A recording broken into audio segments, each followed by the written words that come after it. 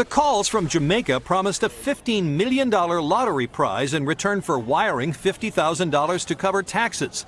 But when the 90-year-old Washington, D.C. man who answered the phone didn't send any money, and neither did his wife, the caller threatened violence. I'm going to kill you. I'm going to kill your husband. I'm going to set your house on fire.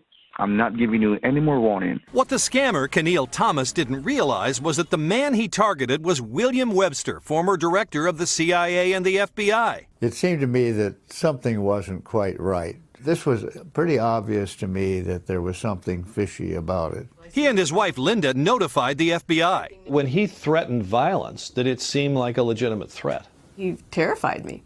He told me that what the sniper's bullet would do to my head, and the blood would go onto my White House, and it's very frightening. The FBI says Thomas eventually realized who William Webster was. At some point, he learned that he was involved with the FBI and CIA. But that didn't stop him. No, he said that the FBI and CIA would never find him. Thomas was arrested when he flew to the U.S., unaware he was a wanted man. His sentence, 6 years in prison. The FBI says phone scammers from Jamaica aggressively target older Americans, claiming they're watching, sending pictures of their targets' houses, which many victims don't realize come from Google Earth.